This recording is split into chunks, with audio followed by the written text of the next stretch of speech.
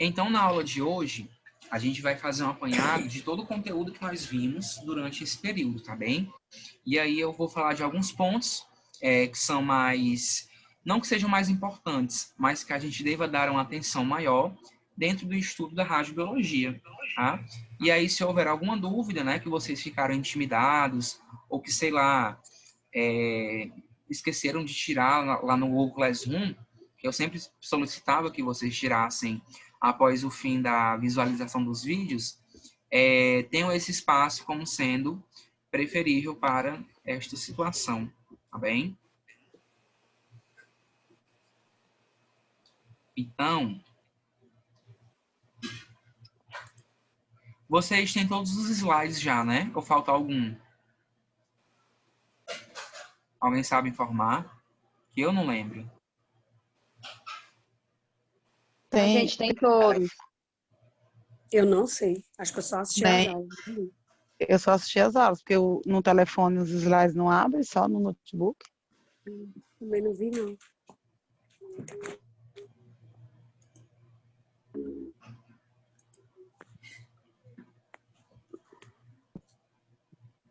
Sabe por que é que só abre no notebook ou no computador? Sim, todos os slides que eu enviei foram no formato PDF. Às vezes, quando está no formato PowerPoint, tem uma certa... Alguns celulares não têm um aplicativo para abrir. Mas, como está em PDF, eu acho que deve ter no seu celular algum aplicativo que dê para abrir, certo? Ou se não tiver, tem como baixar. Bota assim no Play Store, PDF. Aí aparece um monte de aplicativo que dá para você abrir arquivos em PDF. Então, gente, dentro do nosso estudo de radiobiologia, qualquer professor iria dizer para vocês que é muito importante sabermos a composição atômica, né? Qual é a composição do átomo? Ele é constituído de quê? Pois é dentro dele que eu tenho a origem da radiação, tá? Lembra que o átomo ele é composto por duas regiões. Eu tenho a região da eletrosfera, que é mais externa, e tenho a região do núcleo, que é mais interna. Para quem chegou agora, tá? Eu irei fazer um apanhado de todo o conteúdo que vocês já visualizaram lá nos vídeos, tá bom? Então, se surgir alguma dúvida, ou se vocês têm alguma dúvida em relação a algo, vocês podem dedicar esse momento para tirar. Na próxima aula, a gente vai fazer aqui uma dinâmica bem legal e uma resolução de atividades, tá? A qual eu vou contar com a participação aí de todos vocês, para a gente poder encerrar a disciplina. Então, como eu estava falando, o átomo ele é composto pela eletrosfera e pelo núcleo, tá? Aqui, a gente vai ter o núcleo como a região mais densa do átomo, ou seja, eu tenho uma concentração de mais de uma partícula ali dentro, que no caso eu tenho prótons e tenho nêutrons. Lembrem que os prótons são partículas de carga, o quê? Positiva ou negativa? O que é que vocês acham? Positiva. Positiva. E os nêutrons são de carga? Positiva. Neutro. Neutra ou nula. Neutra, né? Nula ou neutra, né, professor? Isso. Então, ali dentro do núcleo, eu tenho a predominância de prótons, de carga positiva. Pois a neutra, como é nula, não vai servir para nada. Então, né, como diz o ditado, nem fede, nem cheira. Na eletrosfera, eu já tenho cargas de cunho, o quê? Negativo. Qual é o nome dessas partículas que ficam na eletrosfera? Elétrons. São os elétrons, né?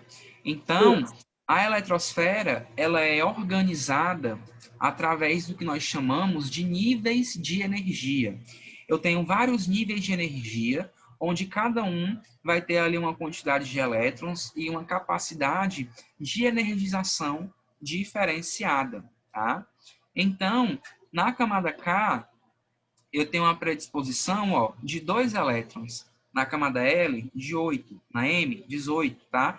E aí vai até o final. O padrão químico que a gente recebe aí nos livros de química é que exista apenas da camada K até a camada Q. Porém, dependendo do átomo, eu posso ter uma redução de níveis ou ainda um aumento de níveis, tá? Então, núcleo, próton e nêutron, né? Próton de carga positiva, nêutron de carga nula. Eletrosfera, elétrons com carga negativa, tá certo? A radiação, ela pode se originar tanto aqui no núcleo como aqui na eletrosfera. Isso nós veremos mais à frente. Então, dentro da eletrosfera, gente, ainda, né, além dos níveis de energia, nós temos os subníveis de energia, tá? E os orbitais atômicos. Os subníveis são organizados também por letras, porém, eu vou ter aqui as letras S, P, D, F, tá bem? Esses subníveis, eles condizem aí com o grau de energização que o meu nível vai ter, tá bom? Então, deixa eu ver como é que eu posso dizer isso para vocês. Aqui na camada K, tá? Eu posso ter a predisposição de um elétron. Nesse slide anterior, eu falei que a K tem 2, né? Por que é que isso acontece? Porque os átomos, eles variam de característica. As características de um átomo vão mudar muito, tá bom?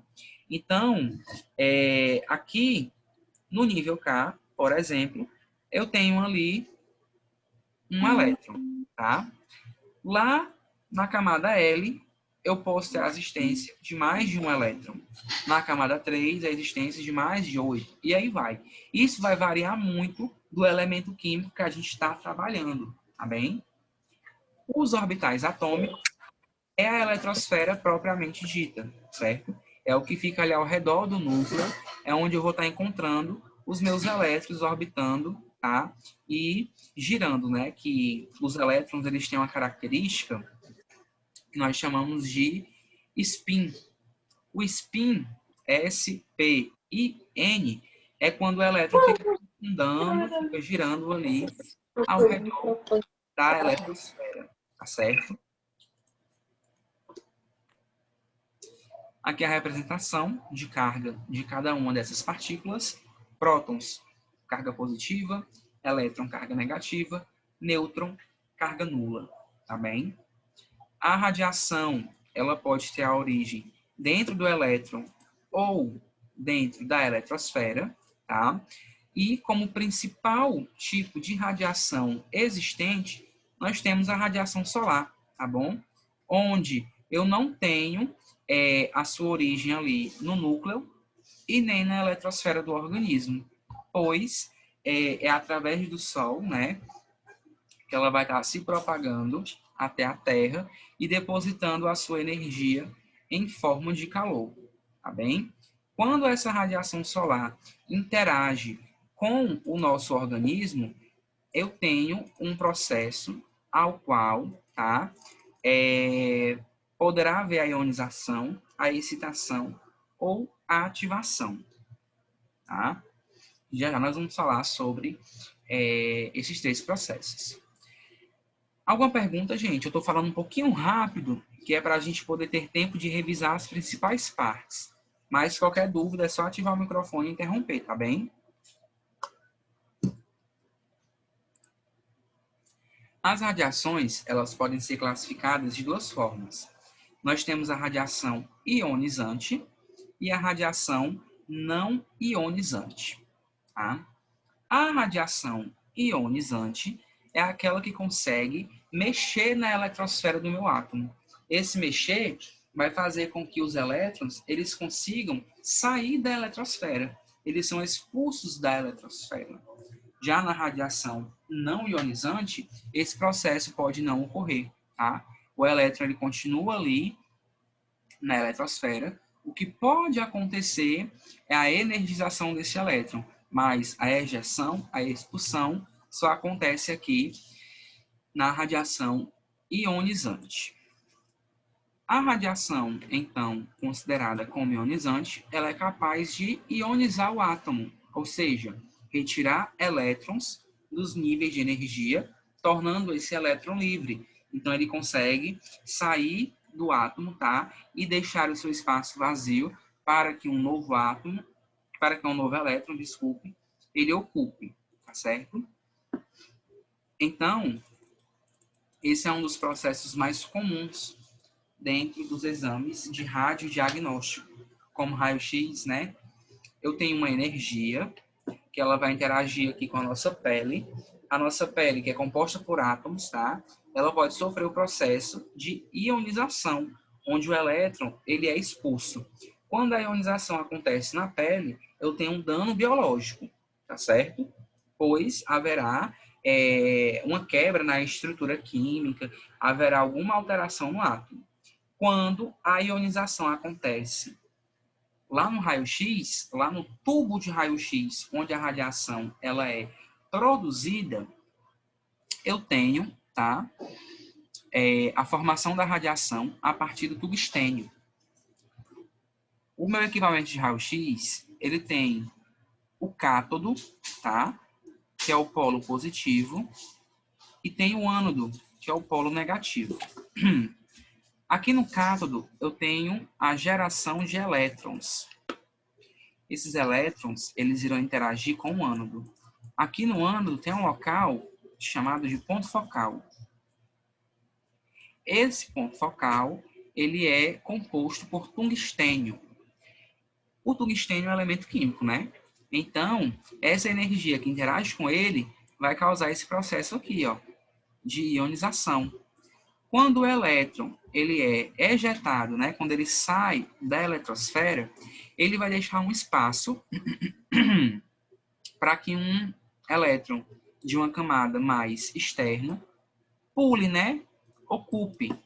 Quando acontece a ocupação de um elétron na camada mais externa para o local do elétron na camada mais interna, que foi ejetado, eu tenho a emissão da radiação X. Então, isso aqui que eu expliquei para vocês é o processo conhecido, né, por radiação característica, tá?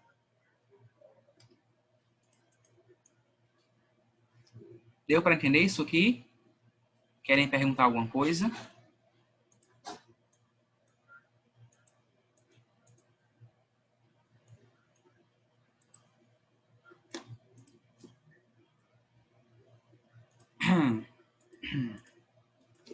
Essas radiações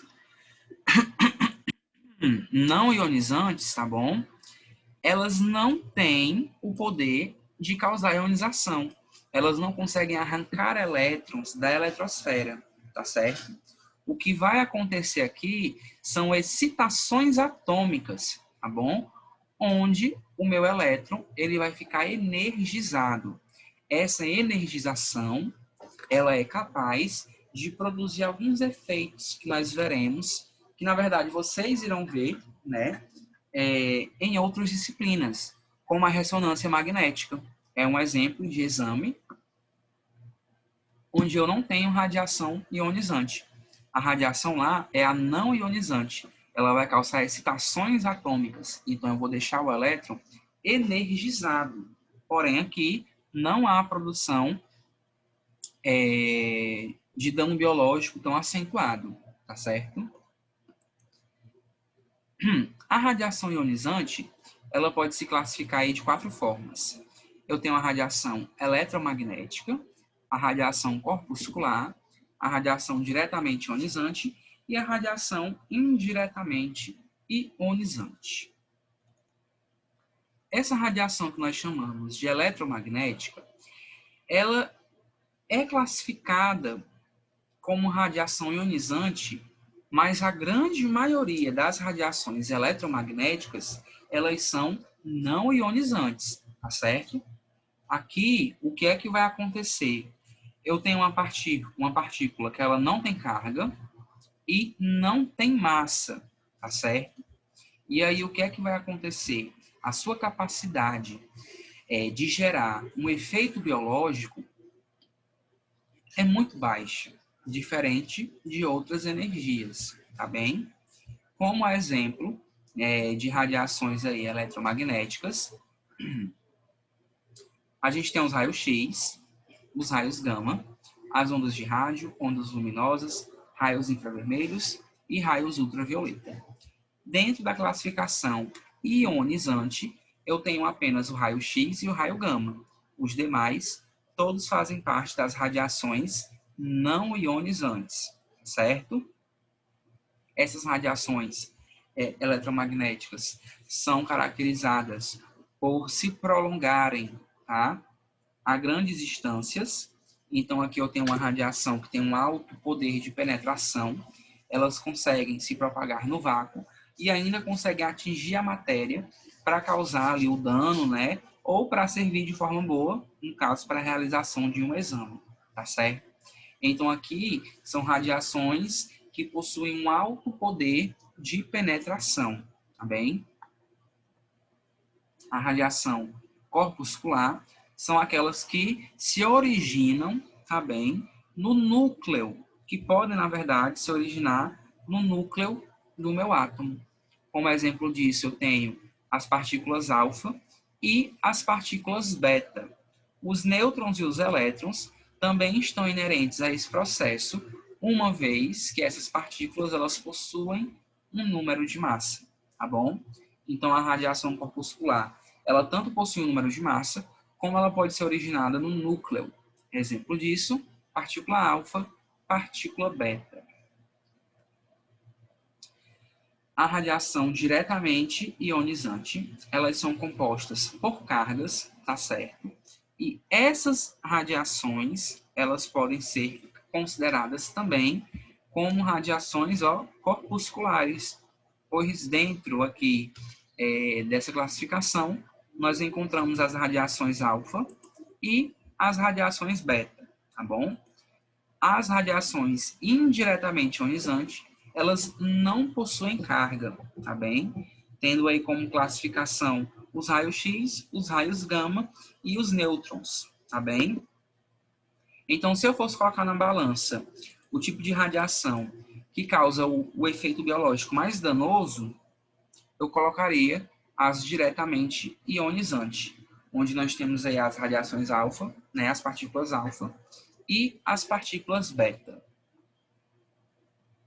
Dentro do nosso estudo de radiobiologia, tá, nós dizemos que a radiação alfa e a radiação beta, elas não possuem como é que eu posso dizer? Elas não se propagam de forma eficiente, certo? Então, eu posso ter a 2 metros de distância uma fonte radioativa que emite partícula alfa e nada vai acontecer. Agora, se eu for até essa fonte e tocá-la, né, e levar a mão até a boca, até o nariz, aonde eu vou expor essa fonte ao meu organismo interno, eu tenho aí graves efeitos biológicos que podem ser ocasionados por essas partículas alfa e por essas partículas beta. Fora do corpo, elas não apresentam risco. Dentro do corpo, elas apresentam um risco muito elevado. Tão elevado quanto os raios gama e os raios X, que, ao contrário dessas duas aqui, possuem aí uma capacidade de se propagarem no vácuo de forma grande, tá? A grandes distâncias, e ainda conseguem atravessar o corpo. Porém, não causam tanto efeito como a alfa e a beta, tá certo? Então, as radiações, elas possuem 2 locais de origem. A radiação pode se originar no núcleo e a radiação pode se originar na eletrosfera. Quando a radiação se origina no núcleo, eu tenho um processo de radioatividade, onde eu vou ter a origem ali de raios alfa, né, de partículas alfa, beta e de raios gama. Quando eu falo de uma radiação que se origina na eletrosfera, eu vou ter ali a geração dos raios X, que eles podem se dividir em 2 formas. Eu posso ter o raio X característico, aonde uma energia consegue, né, um elétron consegue expulsar um elétron do átomo, e aí esse átomo presente ali no alvo de tungstênio no ânodo do meu equipamento de raio-x, esse elétron é expulso, ele é ejetado da eletrosfera, e aí normalmente ele ocupa esse espaço aqui da camada mais interna, que é a camada K. Quando ele é expulso, ele vai deixar um espaço vazio. Então, consequentemente, um elétron de uma camada mais externa, ele pode ocupar esse espaço. Quando ele pula para esse local, eu tenho a emissão de raio-x característico, tá bom? Então, a diferença de energia entre as camadas é que vai ocasionar essa radiação característica, tá certo? Já os raios-x por freamento, que também podem receber o nome de raio-x por Bremsstrahlung, tá? É aquele raio-x que vai mudar a sua trajetória. Então, o que é que vai acontecer? Eu tenho um elétron, que ele é atraído pelo núcleo, tá bem? Como o núcleo possui um grau de energia diferente daquele elétron, tá? Haverá uma mudança de trajetória. Então, vê, ó, que ele vem aqui no sentido do núcleo, e quando chega aqui perto do núcleo, ele vai mudar a sua direção de propagação. Essa mudança de direção fará com que os raios-x, né, por freamento, eles aconteçam, eles surjam, tá bom? Dentro, foi até perguntado isso no Google Classroom. Eu acho que foi a turma de vocês. Alguém perguntou um exemplo de raio-x característico e de raio-x por freamento, né? E aí, dentro dos exames de radiodiagnóstico, a gente tem a tomografia computadorizada, tá? Gerando esses raios-x por freamento, com uma eficácia, com uma eficiência menor. Os raios-x, né, as radiografias, também podem gerar essa radiação por freamento. A radiação característica... Oi? Alguém quer perguntar? Não, Matheus, então deixa só eu entender. Esse raio-x característico, ele é uma radiação ionizante, ele sofre uma radiação ionizante. Isso. Certo. E esse raio-x por freamento, ele não sofre uma? Ou ele também sofre uma radiação ionizante? Ele sofre uma ionização, que é o que você está querendo dizer, certo? Sim, sim. Ele sofre. Eu tenho um elétron sendo ejetado da eletrosfera para que esse processo ele ocorra, tá bom? Certo. E o que acontece para que ele mude de direção? Esse último aqui que tu explicou, eu não estou entendendo. Pronto. O elétron ele tem carga negativa. O núcleo tem carga positiva e nula. Quando o negativo ele é atraído pelo nulo, vai haver uma diferença de energia, certo? Essa diferença de energia faz com que esse elétron ele mude a sua trajetória de direção, tá bom?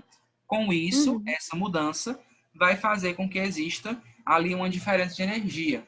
Essa diferença de energia é expressa através aqui da radiação que é criada, no caso, o raio-x por freamento, tá?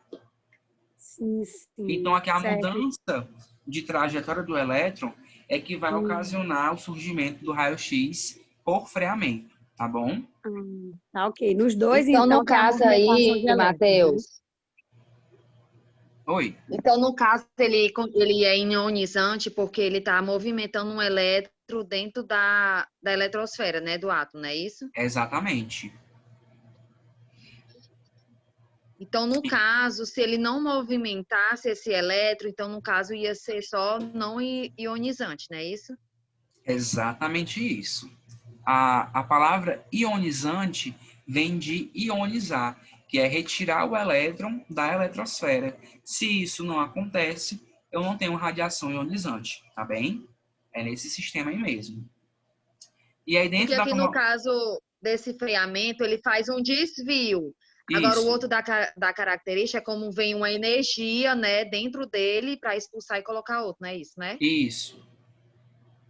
Porém, ambos os processos, né, ocorrem através da diferença de energia que vai ocorrer aí no processo, tanto característico como por freamento, tá? O raio-x característico, ele pode estar dentro deste processo de raio-x por freamento, tá certo? Pois aqui eu posso ter o elétron sendo ejetado, né, e outro vindo ocupar o seu espaço, tá bom? Então, se eu fosse citar um exemplo de raio-x por freamento, eu falaria da tomografia computadorizada, das radiografias, dos equipamentos de mamografia. E se eu fosse citar ali o raio-x característico, tá bom? Eu não teria tanto exemplo para dar, porque ele é muito incomum de acontecer. O mais comum de ocorrer é esse aqui, é esse raio-x por freamento, tá certo? E às vezes o característico está incluso aqui no processo de freamento, tá certo? Ok. E aí, o que vai depender muito também é a energia do elétron que atinge ali a minha eletrosfera, para que seja gerado esse processo de freamento característico. Então, quanto mais energizado for o meu elétron, mais a possibilidade dele ser expulso da eletrosfera. Quanto menos energizado, tá? Mais fácil dele mudar aqui a sua trajetória pela diferença de energia que vai haver entre ele e o núcleo, ok? Então, vou apresentar aqui outro material.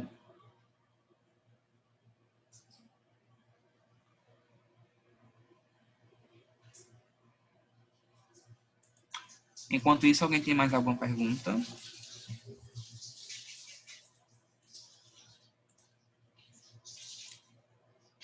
Então, gente,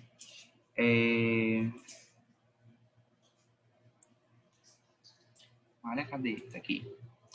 Quando a radiação interage, tá? Com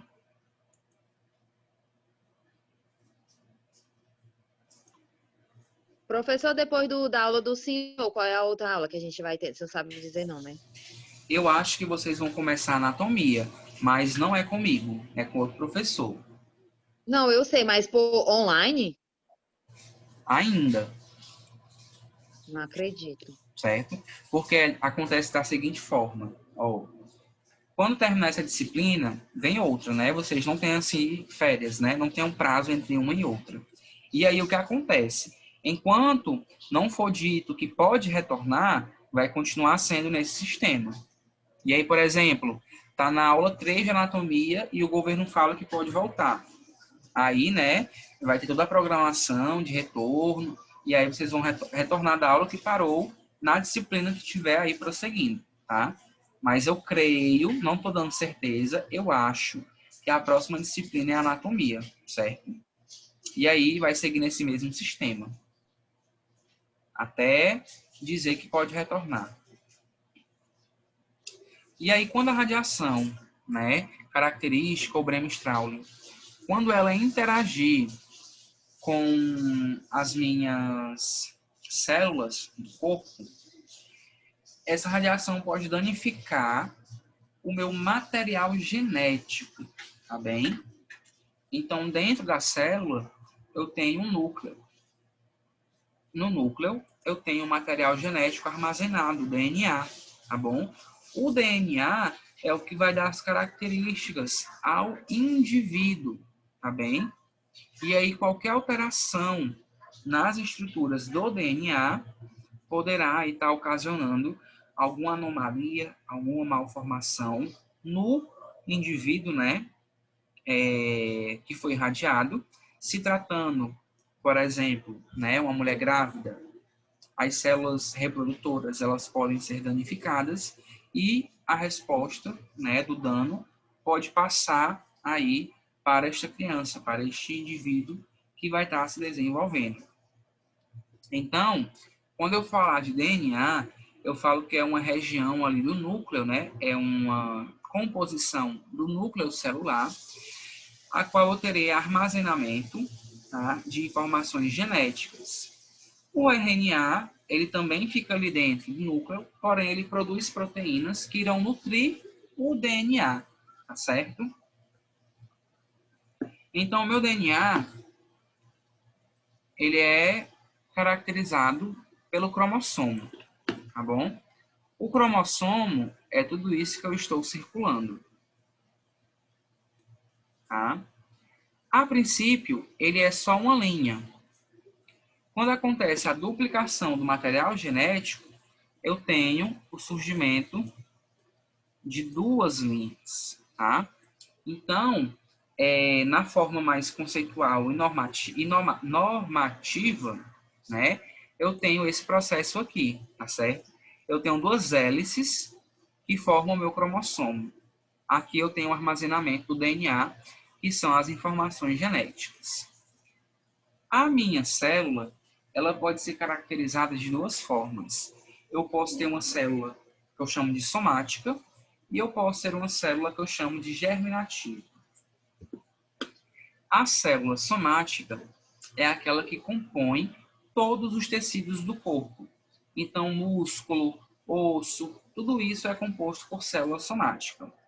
As células germinativas são aquelas também que se localizam na região das gônadas, tá bem?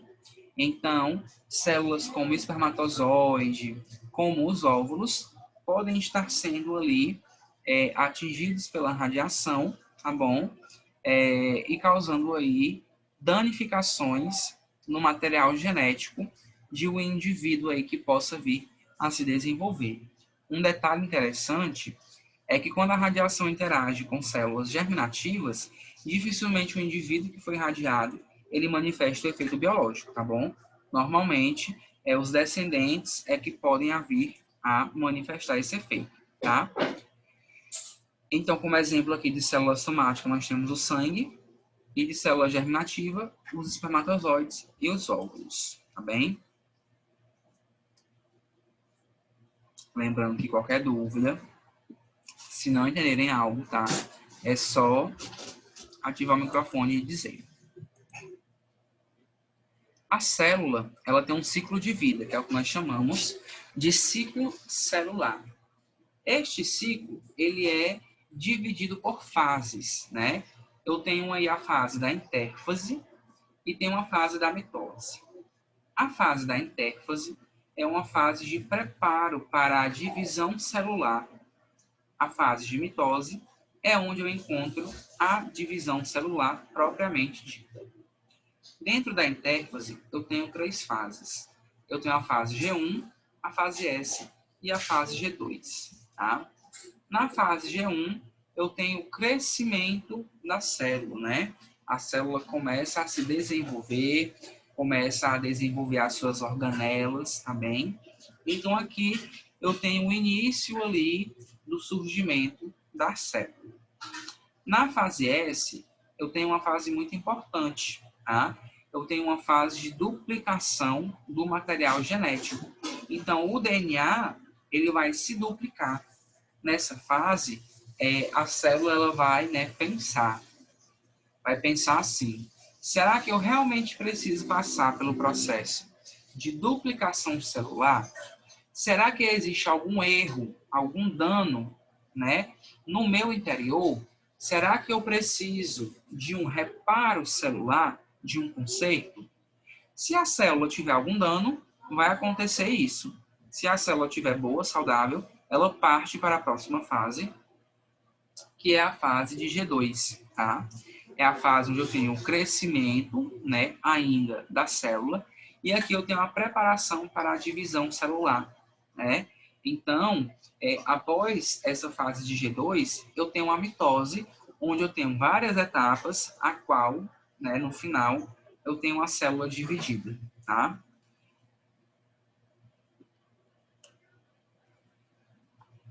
Dentro do ciclo celular, existem algumas fases que são mais sensíveis à radiação, tá bem? Essas fases são a fase G2 e a fase de mitose.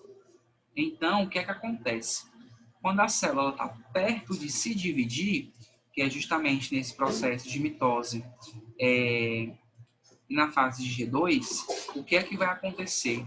O meu material genético está mais frágil, né? Ele está mais sensível, porque ele está próximo de se multiplicar. Dessa forma, se a radiação interage com a célula durante esse ciclo, haverá, tá, a morte celular. Então, dentro do câncer, né, que a gente trata ele com a radioterapia, a radiação proveniente da radioterapia, ela vai atingir as células nessas fases, tá bom? Tanto de mitose como de G2. E aí vai existir uma probabilidade da célula cancerígena ela morrer. Então, eu não vou ter ali a duplicação, né, a multiplicação de células cancerígenas, porque justa a fase a qual iria acontecer a multiplicação, a divisão celular, a radiação consegue matar a célula. Já a fase S, que é a fase de síntese, é a fase que é considerada como radioresistente, onde há uma dificuldade da radiação estar modificando ali o material genético da célula nessa fase, tá bem?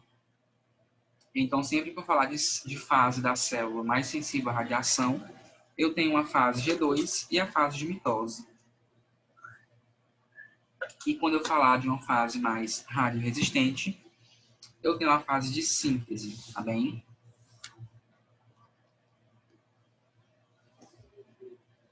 Então, dentro desse estudo de radiobiologia, a gente atribui aí 4 características, tá?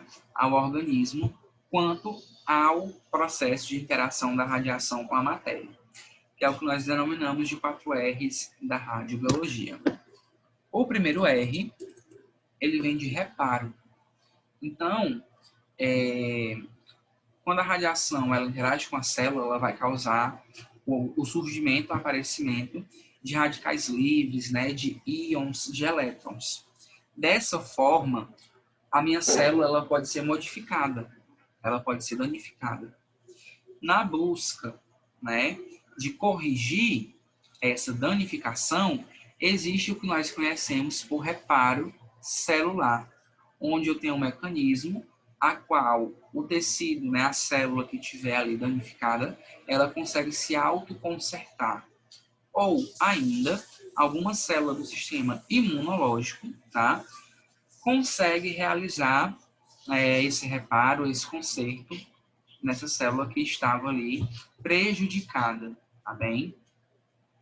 Então, dentro da radioterapia, o que é que pode acontecer? Eu posso ter o tratamento sendo realizado, e aí esse tratamento pode atingir células, tá, saudáveis, que não são cancerígenas. Desta forma, o que é que acontece? Essas células saudáveis, elas podem sofrer esse processo de reparo celular, onde eu terei, né, a célula sendo consertada. Já as células cancerígenas, que já estão fragilizadas, elas morrem, tá bem? A redistribuição é outra característica que a gente atribui nesse estudo de radiobiologia, tá bem? Aqui, o que é que vai acontecer? Algumas fases lá do ciclo celular são mais sensíveis, né? Quais são elas? Quem é que lembra? Acabei de falar. Vamos lá? Quais são as fases mais sensíveis? Eu acho que é a mitose. Mitose G1. G1. G2. G2. É G2. Mitose G2, eu acho. Pronto. É. Nós temos a fase de mitose e a fase de G2, tá certo? Então, o que é que acontece? A importância do fracionamento de dose, tá? Dentro da radioterapia, se dá por essa característica, né? A princípio, o que é o fracionamento? Não sei se você já tiver algum parente que fez radioterapia, mas normalmente ela é dividida em sessões, né? Essa sessão, ela acontece justamente para que eu tenha esse princípio de redistribuição. Eu tenho a dose sendo distribuída em diversos dias. Então, quando for amanhã, a minha célula, que está na fase de síntese, que é a fase mais radioresistente, ela pode estar na fase de G2. De G2 ou mitose, né? Isso, que é a fase mais sensível. Então, ela vai morrer. Ela tende a morrer com uma facilidade maior. Então, a redistribuição se caracteriza, tá, justamente por esse intervalo de doses, onde sempre que a dose estiver na fase mais resistente, no dia seguinte, né, na outra sessão, ela vai estar na fase mais sensível e vai morrer, né? Professor, deixa eu tirar uma dúvida. Diga. Quer dizer que toda célula cancerígena, né, ela sempre é distribuída nessa célula síntese, que ela é mais resistente, por isso que precisa dessa redistribuição. Pronto. A célula cancerígena, ela se multiplica muito rápido, né? E ela tem um material genético alterado. Então, essa redistribuição, ela é importante dentro do tratamento do câncer, porque a célula cancerígena também vai ter o seu ciclo celular, certo? Se não fosse por isso, ela não se dividia. Então, quando ela estiver ali na fase mais sensível, ela vai morrer com uma facilidade maior, tá bem? Entendi. Para ela não aumentar, no caso, Para não se multiplicar. redistribuição. Isso, para que ela não se multiplique.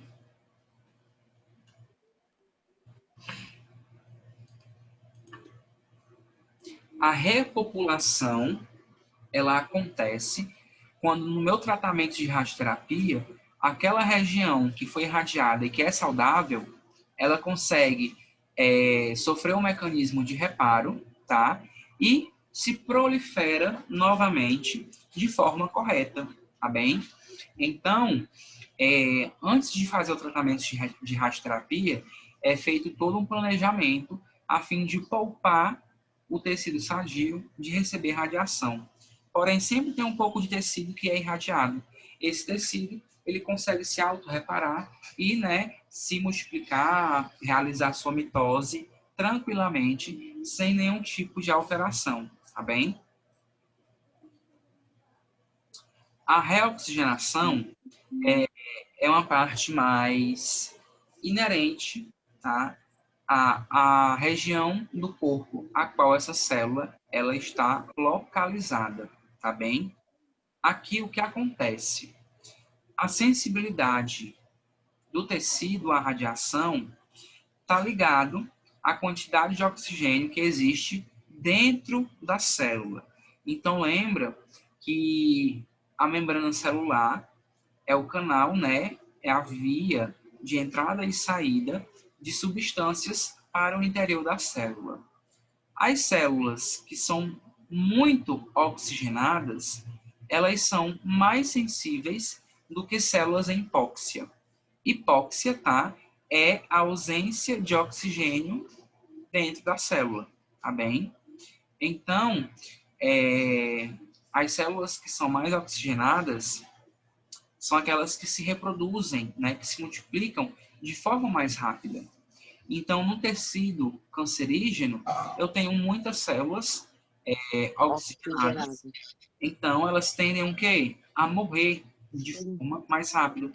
Pois elas são mais sensíveis, diferentemente de células que não são tão oxigenadas assim, tá bem? Então, esses são os 4 R's da radiobiologia.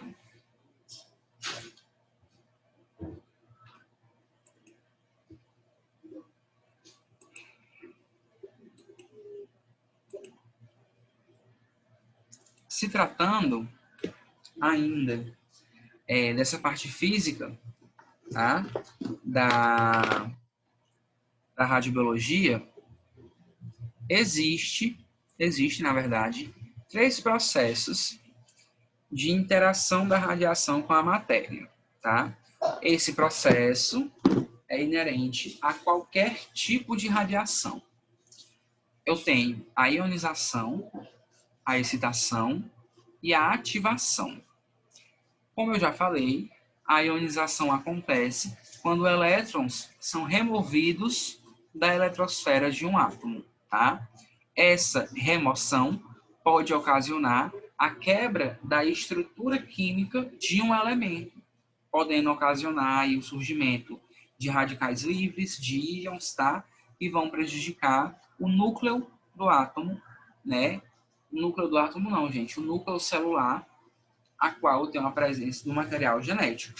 Por isso que esse processo de ionização pode ocasionar o efeito biológico, tá? A excitação é a energização que o elétron vai ter para mudar de orbital. Então, lá no raio-x característico, quando o elétron deixa um espaço vago, aquele elétron que vai pular lá para aquela camada vazia sofre a excitação, sofre um deslocamento a fim de equilibrar, tá, os orbitais da minha eletrosfera. A ativação acontece quando uma radiação ou quando um elétron interage com o núcleo e esse núcleo ele vai se tornar instável. Quando eu falar de algo instável, dentro da radiologia, eu falo de algo que vai passar a emitir radiação, certo? E quando eu falo de algo estável, eu digo que não há, tá, a produção de radiação. Então, as radiações alfa e beta, elas são originadas aqui através desse processo de ativação do núcleo, tá bom? O núcleo, ele não é radioativo.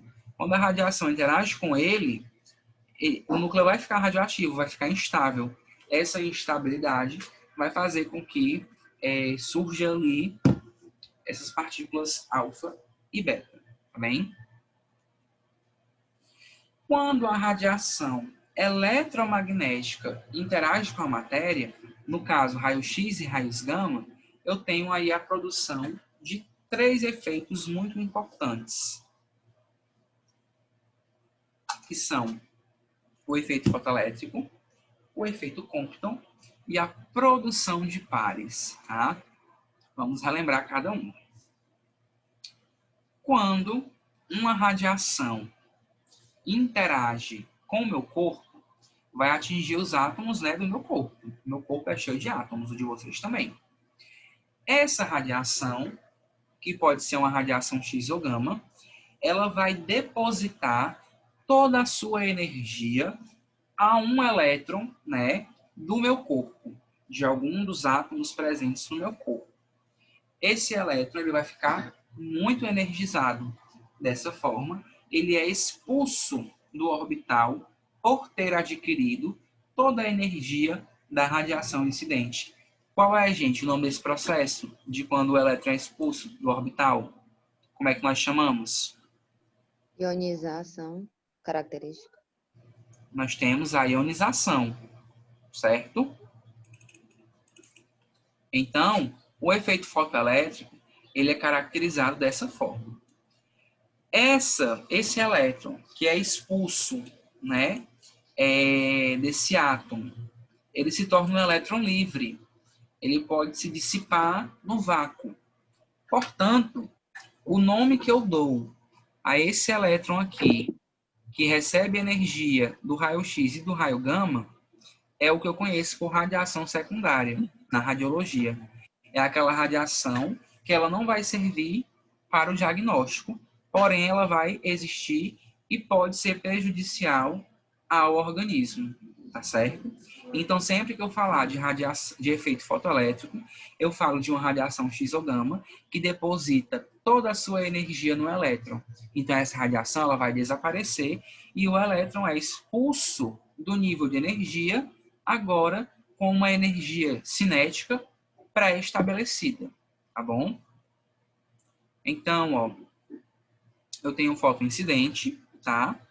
Esse fotoincidente deposita sua energia em um elétron. O elétron ele é expulso, tem uma produção de raio-x característico, tá? Um outro elétron vai ocupar esse local. Esse elétron que foi expulso, ele, na verdade, vai ser denominado aí de radiação secundária, tá? É uma radiação que ela não vai acrescentar muito aí no processo de diagnóstico, tá certo? O efeito Compton, ele acontece de forma que uma radiação X ou gama, ela deposita um pouco da sua energia num elétron, porém, essa radiação incidente, ela continua o seu trajeto. Porém, o que acontece aqui? O elétron, ele vai ter uma parcela de energia. Essa radiação incidente já não terá a sua energia ali por total. Ou seja, essa radiação, ela continua existindo, tá bom? Porém, com um grau de energia diferente. Então, a trajetória de incidência, ela muda. A da radiação tende a, aqui no exemplo, né, até a sua trajetória no sentido superior e a desse elétron no sentido inferior. Então, aqui eu tenho um processo que também pode ser chamado de efeito Compton de espalhamento, pois eu tenho um espalhamento de energia naquele local, tá? Essa radiação, gente, que continua aqui incidindo, né, é a radiação espalhada, tá certo?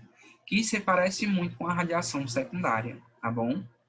É aquela radiação que, após o exame, ela continua vagando ali no vácuo até depositar toda a sua energia no vácuo, tá bom?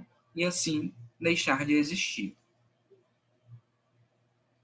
Então, aqui o fotoincidente interage com o elétron, deposita um pouco de energia no elétron, o elétron ele é ejetado e a radiação continua se propagando, só que agora com um grau de energia diferente, menor. A produção de pares, ela acontece através do processo de ativação, gente, tá? Aqui eu vou ter esse efeito acontecendo dentro da radioterapia e dentro da radiologia industrial, tá? Com energias aí de alta energia. Essa energia tem que ser igual ou superior a 1,022 MeV, mega electrovolt, tá certo? Essa radiação X ou gama de alta energia, ela é atraída pelo núcleo. Quando ela chegar no núcleo, ela vai desaparecer, tá? A partir do momento que ela desaparece, eu tenho a produção de um par de partículas. Eu tenho um elétron e eu tenho um pósitron, tá bem? Então, sempre que eu falar desse processo de produção de pares, eu terei a criação de duas partículas, tá? Um elétron e um pósitron, tá bom? Então, dentro do processo nesse processo de interação da radiação com a matéria, existem várias formas e vários tipos de irradiação, tá bem? As exposições que acometem o indivíduo, elas podem ser caracterizadas como exposições únicas, tá?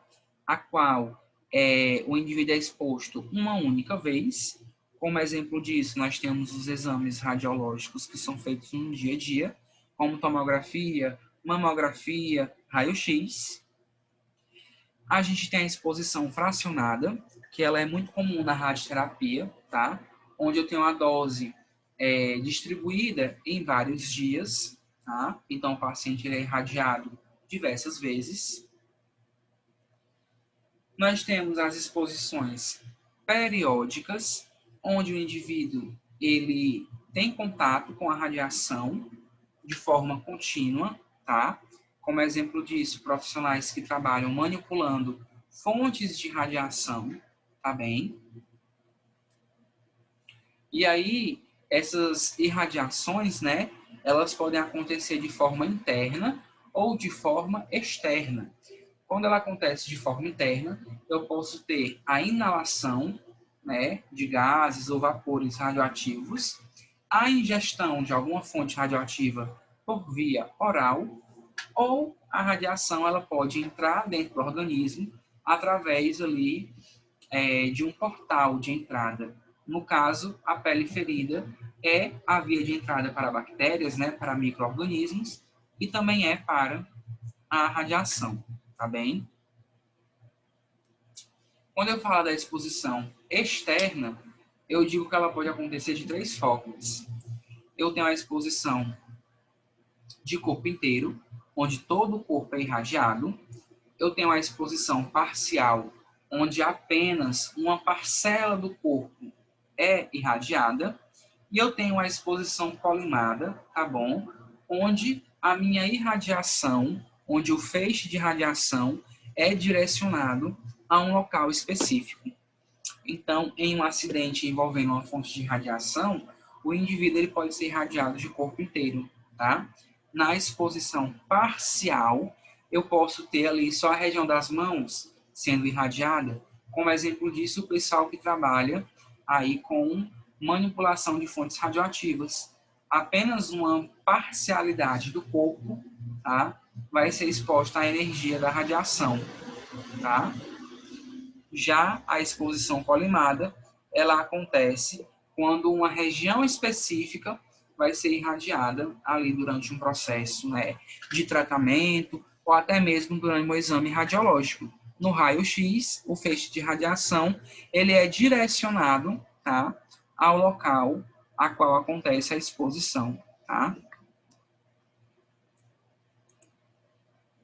Então,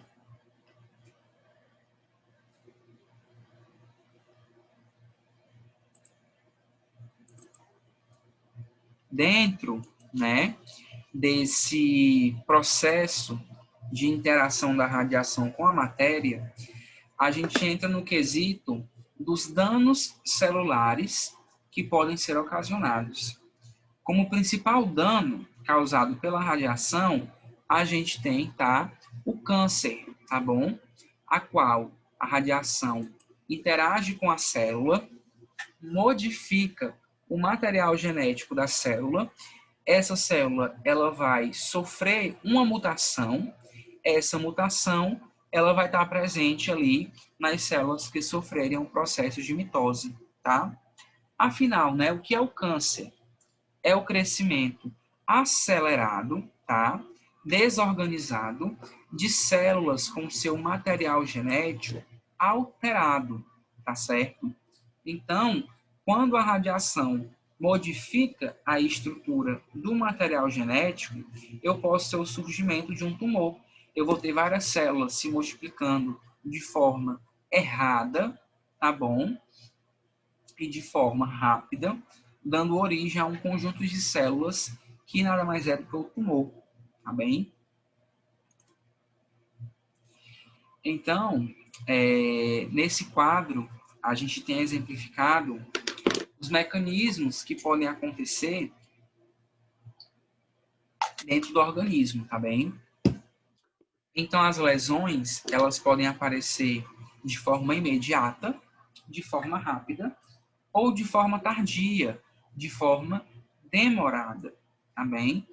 A escala de tempo para que essa resposta ela se manifeste vai variar aí de minutos, né, até gerações, depois de décadas, tá bem? E dentro desses mecanismos, a gente estuda dois. Eu tenho um mecanismo indireto e o mecanismo direto. Quando eu falar de mecanismo indireto, tá bem? Eu tenho a radiação interagindo com células, com moléculas que são muito importantes, tá? Para o ciclo de vida celular. Quando eu falar de efeito direto, eu falo daquele efeito a qual a radiação interage diretamente no núcleo da célula, tá bem? Quando eu falar de efeito indireto, né, ou até mesmo de efeito direto, eu posso ter o processo de reparo, tá?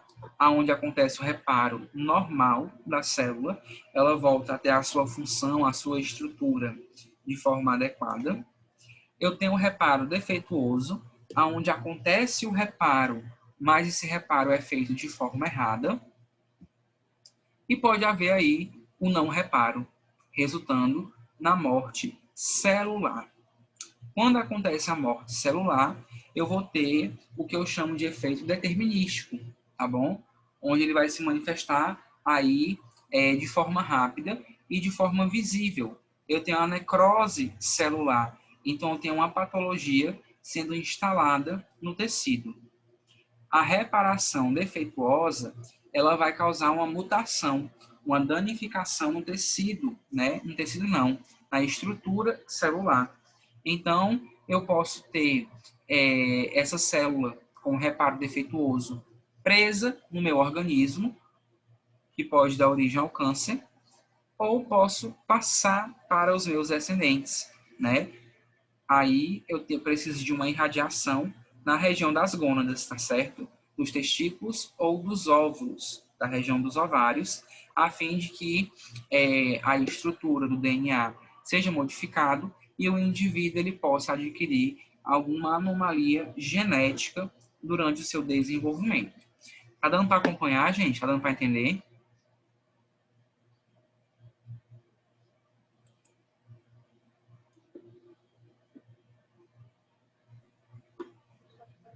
Então, vamos lá. Na radioterapia, a gente faz uso de radiação ionizante para o tratamento de tumores, tá certo? Aqui na radioterapia, a radiação ela vai matar a célula. Porém, a célula que vai morrer é aquela que eu denomino de célula cancerígena, de célula neoplásica, tá certo?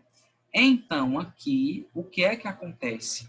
A célula cancerígena, né, com seu material danificado, ela vai estar se multiplicando de forma muito rápida, e aí a radiação ela é capaz de matar essa célula, impedindo a sua multiplicação, o seu desenvolvimento, tá bom?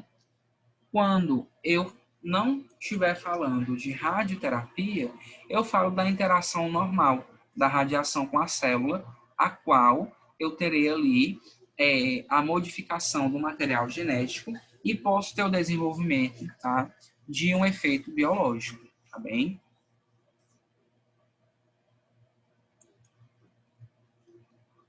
Então, algumas radiações, elas têm um alcance maior durante o seu processo de tratamento, outras têm um alcance menor. Essas radiações de curto alcance, a gente pode estar caracterizando as partículas alfa, as radiações que produzem partículas alfa. Normalmente, é optado, né, utilizar essas radiações na braquiterapia. A braquiterapia é o tratamento de radioterapia onde eu vou ter a fonte de radiação em contato interno com a célula cancerígena, com o tumor. Já os raios beta possuem um alcance um pouco maior que a alfa.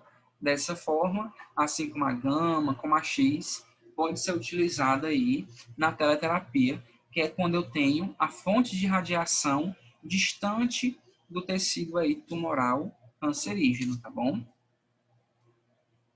Na radiação beta, há a probabilidade, a chance, tá, de eu desenvolver um efeito colateral em tecidos adjacentes, sadios, que não necessitavam receber a radiação.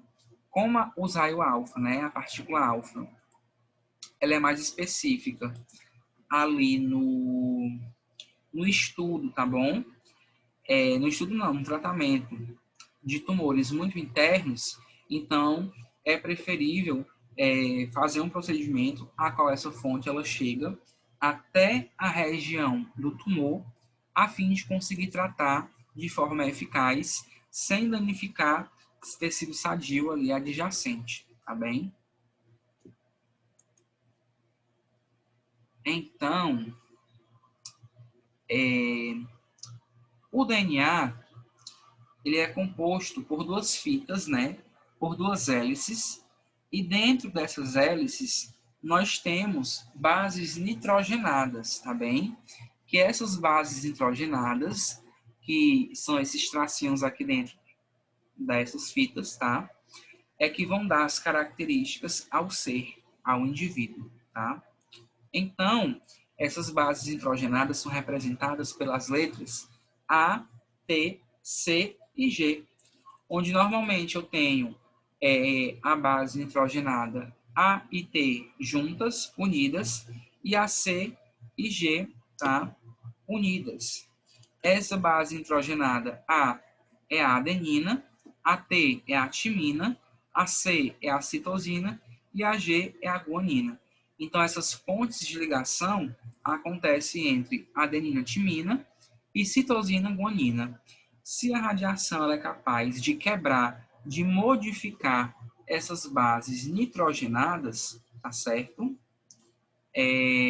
Eu posso ter uma série de efeitos, né, estocásticos, hereditários, a qual o indivíduo ou as células germinativas, né, manifestem um efeito aí de forma demorada, depois aí de um período de tempo, tá bem? Essa interação da radiação com a matéria, ela pode acometer também as hélices, tá, do DNA. Então, eu posso ter aí uma quebra simples e uma quebra dupla, tá bom? Quando acontece a quebra simples, eu falo de uma quebra ocasionada por uma radiação que ela não possui uma energia, uma transferência linear de energia tão grande. Quando eu falar de uma quebra dupla, tá bem? Eu falo de radiações que possuem uma alta transferência linear de energia. Desta forma, o que é que acontece? Eu tenho ali a quebra, né, de toda a estrutura do DNA sendo causada por essas radiações aí que são consideradas de energia tão alta, tá bem?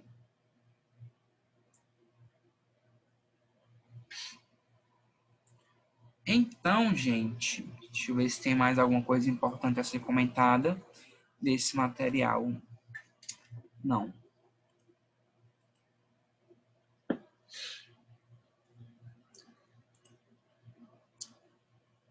Vou botar aqui outro material para vocês.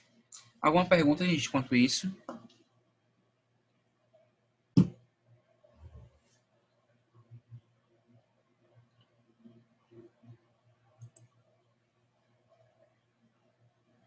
Então, dentro da produção do efeito biológico, existem algumas etapas, né, alguns mecanismos.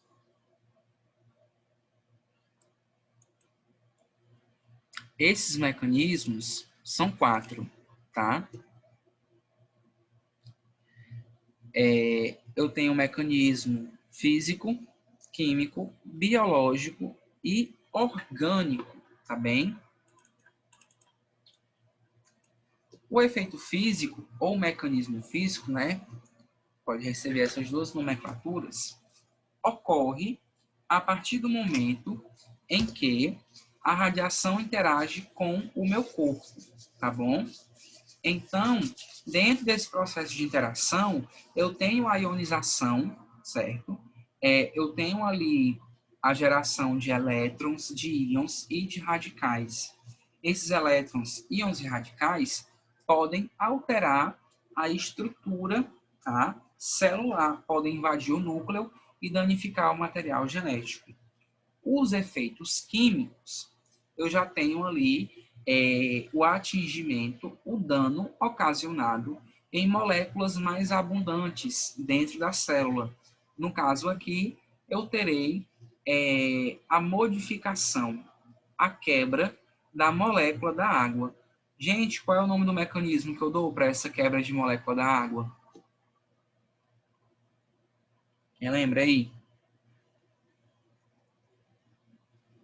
A quebra da molécula da água, a gente pode chamar como?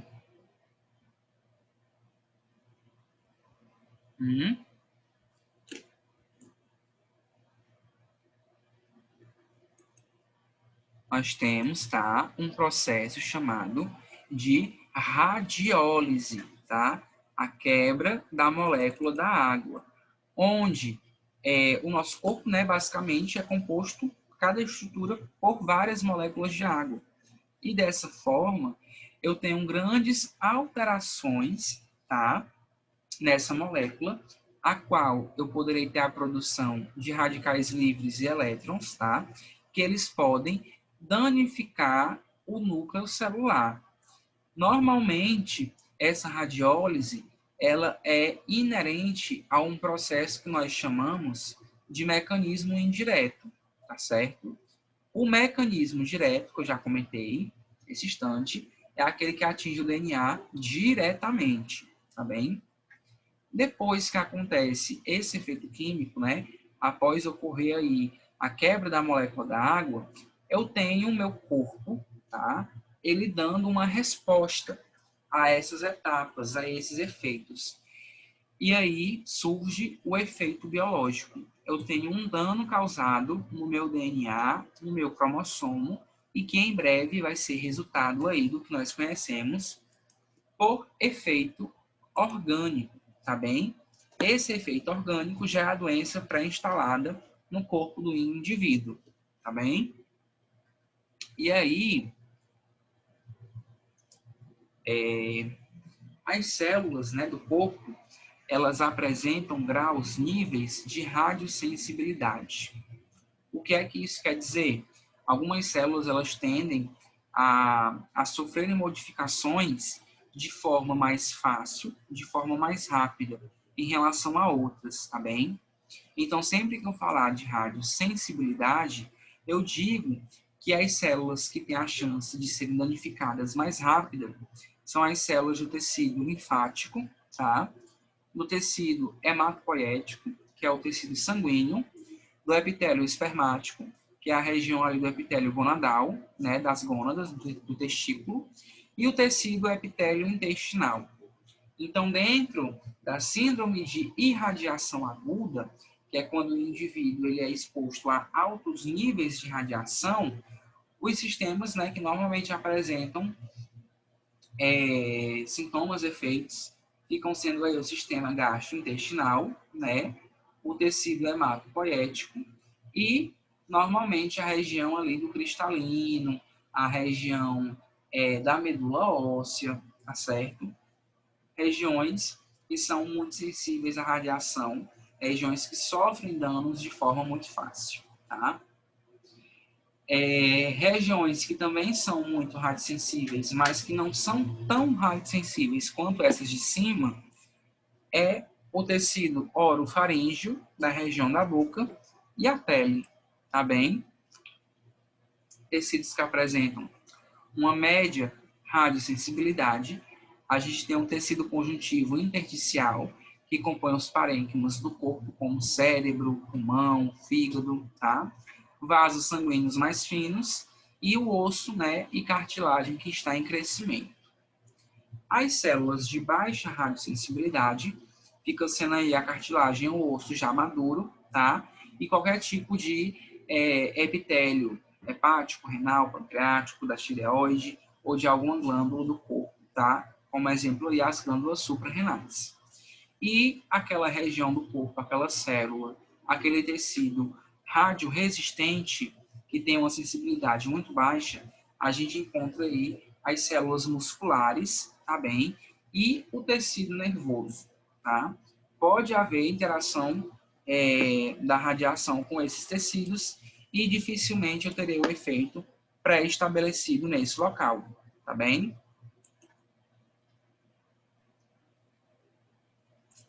Então, dentro, né, dos efeitos estocásticos, vocês começaram a ter aula assim ao vivo. Nossa primeira aula foi sobre efeitos estocásticos, não foi, gente? Foi, isso. Pronto. A gente comentou, né, esses efeitos eles acontecem de acordo com alguns fatores, sendo eles o tempo de manifestação do efeito, a quantidade de radiação depositada no organismo, né? E a questão de atingimento, a quem a radiação vai atingir. Dentro desses efeitos, né? A gente vai ter aí o efeito estocástico e o efeito determinístico. Quais são as características do efeito estocástico que vocês conseguem lembrar?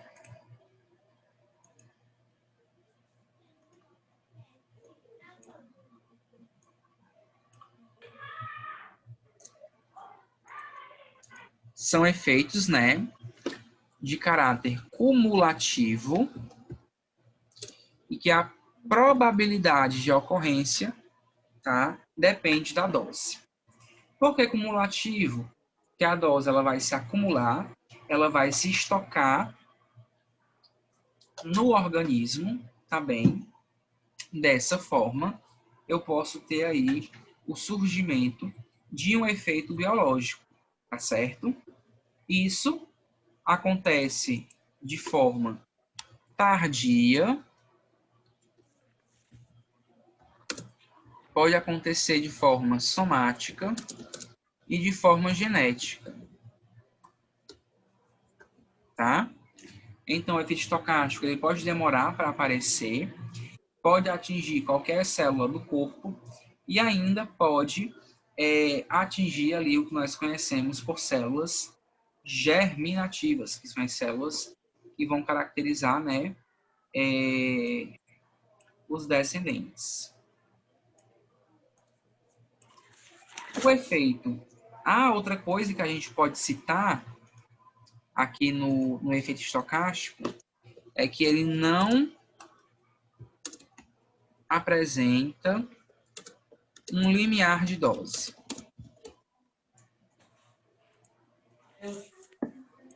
Aqui no efeito determinístico, eu tenho um limiar de dose, né? Eu tenho valores aí de dose que serão característicos a um tipo de efeito, tá? E aqui, nesse efeito determinístico, eu tenho a morte celular. Por isso que este efeito ele pode ser caracterizado como imediato, né? Acontecer em um período de tempo muito curto, e é caracterizado como somático, porque normalmente atinge o indivíduo que foi irradiado, tá? Então, sempre que eu falar de efeito estocástico, eu falo daquele que demora para acontecer, a radiação se estoca no organismo, tá? Efeito determinístico, eu tenho um limiar de dose, tenho um valor de dose que, se ele for atingido ou ultrapassado, eu tenho ali a prevalência de um efeito, tá? O efeito somático, ele atinge as células somáticas do corpo. Com isso, atinge a pessoa que foi irradiada. O efeito genético ou hereditário atinge os descendentes da pessoa irradiada. No caso, atinge a região de células germinativas, tá bom? O efeito imediato aparece aí em questão de minutos, horas ou semanas, de forma rápida. O efeito tardio, ele aparece aí através de anos ou até através de gerações, né? Depois de décadas, tá bem? Então, essa fica sendo a classificação aí de todos os efeitos biológicos que atingem o organismo, tá bem? Vou apagar a tela, tá bom? Então, se alguém quiser registrar, tira aí um print.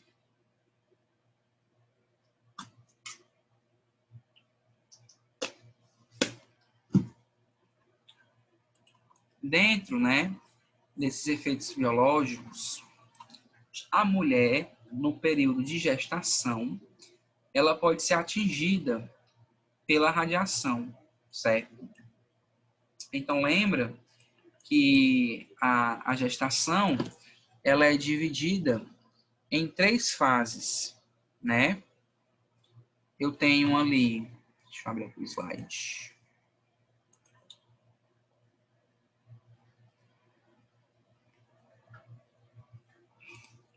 Eu tenho a fase de organogênese, né? Que é a fase ali de desenvolvimento do feto, enquanto ele vai crescendo. Antes da organogênese, eu tenho uma fase de pré-implantação, que é quando eu tenho o meu embrião se desenvolvendo. E após essa fase de organogênese, eu tenho a fase de crescimento fetal, que já é próxima do parto, tá bem? Então, primeiro vem a fase de pré-implantação, depois a organogênese e depois a fase de crescimento fetal. Aqui na fase de pré-implantação, eu tenho o embrião sendo formado, tá bem? Então, o embrião ele é muito sensível à radiação. Com isso, há uma chance muito grande de haver o aborto espontâneo, tá? Pela mulher que está gerindo ali aquela criança, tá bem? Então, doses que estejam entre 50 e 250 miligray, tá bom? Podem ocasionar esse aborto espontâneo, uma vez que o embrião, né, tá dando início ali ao seu processo de vida e de formação. Aqui é muito difícil haver anomalias, né, malformações, pois ainda não existe a formação total dos sistemas biológicos. A fase de organogênese, ela acontece ali durante o meio da gestação, e aqui nessa fase eu tenho a maior chance de ocorrência de malformações, tá? Nos sistemas biológicos, tá? Onde o indivíduo pode nascer com alguma malformação no cérebro, né? Nas mãos, na região da boca, seja onde for. A fase de crescimento fetal, ela já acontece ali no final do período gestacional, é caracterizada por anomalias que envolvem o crescimento e o desenvolvimento intelectual do feto. Dificilmente se tem aqui morte pré-natal ou anomalias congênitas, tá bem? Então, dentro desse processo de efeito biológico ocasionado diretamente no feto, eu posso ter a presença de radiação na corrente sanguínea, tá? Ou a presença de radiação dentro da placenta, tá? Sendo ali um processo mais nocivo, mais perigoso. Quando eu falar dessas radiações que atingem a corrente sanguínea, eu falo dos radiofármacos, que são são substâncias radioativas utilizadas, tá, dentro da medicina nuclear para tratar algumas condições aí patológicas. Esses fármacos ficam armazenados dentro da corrente sanguínea e não há chance aí de passarem para a região da placenta. Quando acontecer, tá, a ingestão ou ainda a inalação de uma fonte de radiação, há a possibilidade desse material radioativo passar para a região da placenta. Passando para a região da placenta, eu poderei ter também um processo a qual o feto, ele vai ficar todo circundado pela radiação. E aí ela vai ficar acumulada naquele local, podendo aí ocasionar algum efeito biológico, tá? De caráter estocástico, demorado, tardio. Alguma pergunta, gente? Querem perguntar alguma coisa? Tem alguma dúvida? Encerramos por aqui, tá bem?